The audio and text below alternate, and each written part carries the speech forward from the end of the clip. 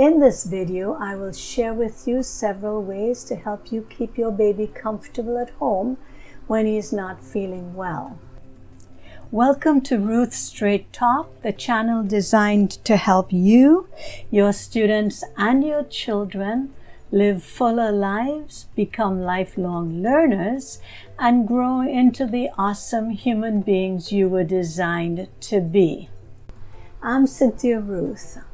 I would like to point out right now that this video is for information only, and if you are unsure about when to call your doctor for your sick baby, then it is definitely time to call.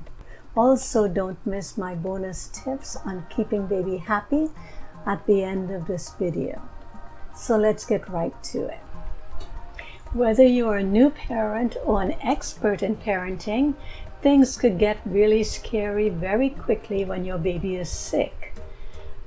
It is at this point where your experience becomes useful. You know your baby's normal behaviors. Children who are sick don't act in their normal selves. Mothers know everything about their kids, how much they eat, how long they sleep, their pattern in playing, and even their mood changes. When children are not well, these patterns change. If you know the signs to look for, you will be better equipped to decide whether it is time to visit the pediatrician or not. If you do decide to visit the pediatrician, always follow the doctor's instructions explicitly and use these home techniques to soothe your baby's symptoms until they feel better. So what can you do for a baby with a fever?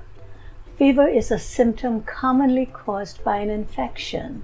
Call the doctor if your infant is less than 3 months old and has a rectal temperature of above 100.4 degrees Fahrenheit, or if your baby is between 3 and 6 months old and has a temperature above 101 Fahrenheit. Since fevers can be caused by many different infections, it's advisable that you take your baby to the pediatrician if you are unsure of what to do. So what can you do to make him comfortable? Keep baby hydrated with breast milk or formula. Infants' fever reducers like infant Tylenol can be effective, but you want to consult your pediatrician first to make sure that you give your baby the correct dosage. Some mothers suggest that for a low fever, a lukewarm bath will help, and you can give your baby a massage with baby lotion to relax his or her muscles. You can dim the lights and play relaxing music to help calm him or her down as you wait for the fever to go down. So what do you do for the common cold? The common cold is just that, common.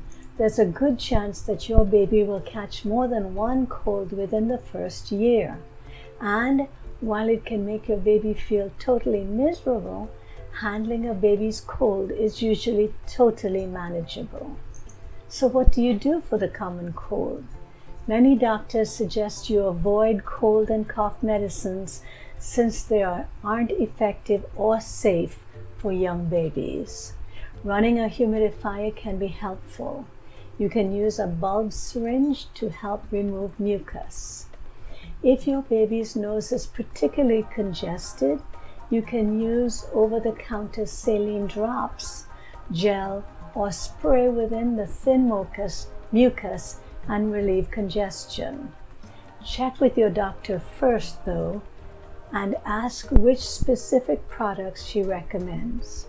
Use 2 drops in each nostril before feeding and before bedtime, or whenever your baby seems particularly congested. You can use a nasal syringe. After you use the nose drops or spray, use a nasal syringe to clear your baby's nose of mucus so that she can breathe more easily. Clearing the baby's nostrils several times a day, you can use a nasal aspirator. humidifiers. Running a cold mist humidifier in your infant's room will help keep the air moist and will ease congestion. Cool mist humidifiers are recommended over warm because warm mist devices present the danger of scalding. Be sure to follow the manufacturer's instructions for changing filters and keeping the humidifier clean, and fill with fresh, clean water every day to prevent mold or bacteria buildup. Hydration. Above all, make sure your baby stays hydrated. Make sure that your baby is getting plenty of liquids to prevent dehydration.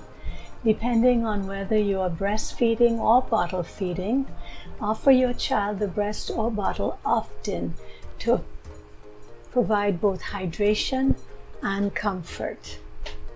Your infant may also enjoy a small 2 to 4 ounce bottle filled with cool water if he is older than 6 months. Don't give your baby or infant water if he is under 6 months old because his kidneys are not mature enough to handle water. Breast milk or formula is best at this stage. If he or she drinks less than usual, remember to offer it more often. And if you are concerned that he or she is not urinating the usual amount, or if he is tired or dehydrated, definitely contact your doctor. How about taking care of your baby during diarrhea?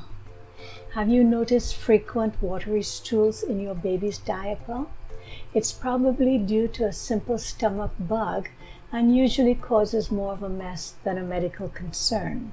Sometimes, though, it's a sign that the baby is lactose intolerant or has an infection. Here is what you can do for your baby with diarrhea. Give your baby plenty of breast milk or formula to rehydrate him. Then watch your baby carefully to make sure he is improving. Some pediatricians might want to change baby formulas.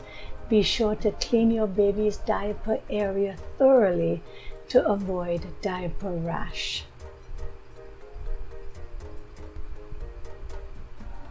Constipation. Sometimes babies' bodies just need a little time to work out the whole pooping process. What is a sign of true constipation then? If your baby has 2 or less bowel movements in a week, and when he or she does poop, it comes out as hard little balls. What can you do about it? Be sure your baby is getting enough fluids. For babies 6 months and older, some doctors recommend a small amount of prune juice or apple juice, but please ask your pediatrician first. Your doctor may also suggest a stool softener or a suppository. One mother said she used glycerin suppositories a few times as per her doctor. She also gave baby water, 1 ounce 3 times per day between each feeding. Unfortunately, that only helped temporarily. The cure-all was to mix 1 ounce of prune juice with 1 ounce of water every other day as needed. What if your baby is crying excessively? It is a fact of parenting life, all babies cry, but sometimes those wails can seem excessive. Here are a few tricks that you can try to help your little one. If baby is crying excessively, first look for a possible explanation. Your baby could be hungry, tired, in pain, or in need of a diaper change. Check for a fever or even a hair tourniquet, which means that a hair can get wrapped around your baby's fingers or toes, or in the case of a boy, around his little penis. Try different techniques to see what calms your baby. Burp him or bicycle his legs to get rid of gas. in case that is what's making him uncomfortable. Or if your baby is teething, try a cool teething ring or a pacifier. Many health insurance providers are now offering a Tele-Doctor program that is super convenient for families and doctors. In this program, you're allowed to visit your doctor by telephone, using Zoom, or by the computer. The doctor can actually see your baby and see you. Likewise, you can see them, and it's as close as you can get as being sitting in the doctor's office. Check with your insurance provider to see if they offer the Tele-Doctor program. Don't be afraid to ask for help.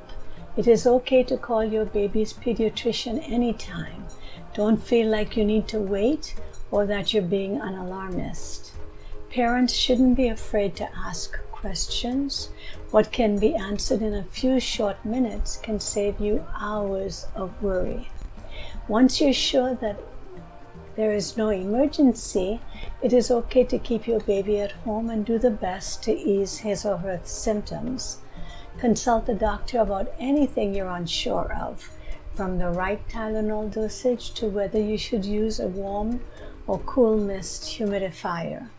Before you know it, your baby will be his or her wonderful self again.